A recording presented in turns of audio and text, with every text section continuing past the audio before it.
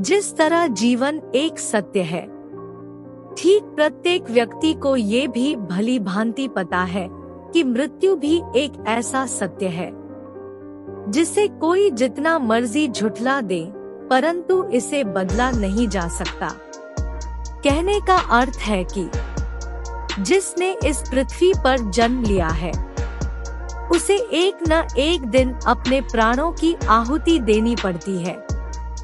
इस बारे में हम में से बहुत से लोगों ने कई बार अपने बड़े बुजुर्गों से कहते सुना होगा कि मृत्यु के बाद मनुष्य के शरीर की आत्मा 13 दिनों तक अपने घर में रहती है। मगर ऐसा क्यों? इस बारे में क्या किसी ने सोचा है? अगर नहीं तो चलिए आज आपको इससे संबंधित जानकारी देते हैं और जानते हैं कि आखिर क्यों मृतक शरीर की आत्मा 13 दिनों तक अपने घर में भटकती रहती है। साथ ही साथ ये भी बताएंगे कि 13 दिनों तक मृतक के नाम का पिंडदान क्यों किया जाता है। नमस्कार दोस्तों, स्वागत है आपका हमारे इस चैनल में, जिसका नाम है सीखने और सिखाने की बातें। आपको बता दें कि गरुड़ पुराण में इस बारे में विस्तार से बताया गया है। गरुड़ पुराण में बताया गया है कि जब किसी व्यक्ति की मृत्यु होती है तो यमराज के यमदूत उसे अपने साथ यमलोक ले जाते हैं। वहां उसके अच्छे और बुरे कर्मों का हिसाब होता है और फिर 24 घंटे के अंदर यमदूत उस प्राणी की आत्मा को वापस घर छोड़ जाते हैं।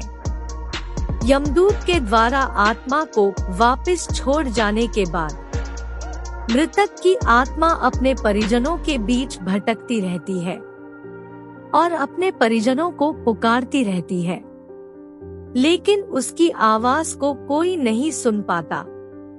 यह देखकर मृत व्यक्ति की आत्मा बेचैन हो जाती है और जोर जोर से चिल्लाने लगती है।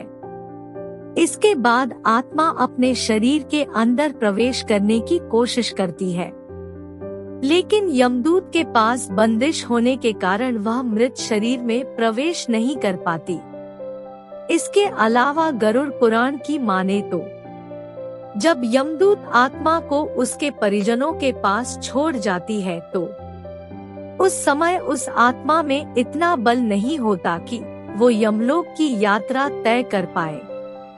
गरुड़ पुराण के अनुसार किसी भी मनुष्य के मृत्यु के बाद जो 10 दिनों तक किया जाता है, उससे मृतक आत्मा के विभिन्न अंगों की रचना होती है और जो 11वें और 12वें दिन पिंडदान किया जाता है, उससे मृतक आत्मा रूपी शरीर का मांस और त्वचा का निर्माण होता है।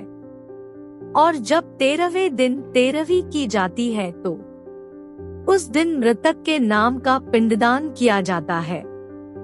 उसी से ही वो यमलोक तक की यात्रा तय करते हैं।